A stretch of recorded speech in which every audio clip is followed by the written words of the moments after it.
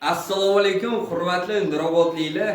Ko'p sonli ota-onalar va oilalarning taklifiga binoan, ya'ni fotolampa xizmati endi Nurobodda. Nur lampa proyektiga biza, ya'ni asos soldik va bunga start berdik. Bunda fiziologik sariqlik bilan og'rigan bemorlar va bolajonlarimizni uni oldini olish fiziologik sariqlikdir va davolashga qaratilgan chora-tadbirlar bo'ladi. Bu nima uchun ochildi? Sababiki hozirgi kunda O'zbekiston sharoitida 90% holatda fiziologik sariqlik yoki sariqlik degan tibbiy atamalar juda ham ko'p uchrayapti. Chunki bu chaqaloqda tabiiy holatda bo'layotgan jarayon.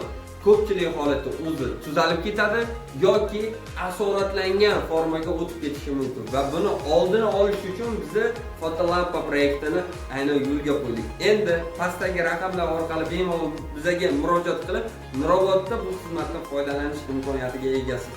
Va shu fursatdan foydalanib barcha ishonch bildirayotgan va bizga ishonayotgan ota-onalar va oilalarga men o'zimni chuqur minnatdorchiligimni bildirmoqchiman. Albattaki sizlarning orqalaringizdan biza xalqimizga mana shunaqa tibbiy xizmatlarni yetkazib berish va sifatli ularga aynan yordam ko'rsatish imkoniyatiga ega bo'lyapmiz.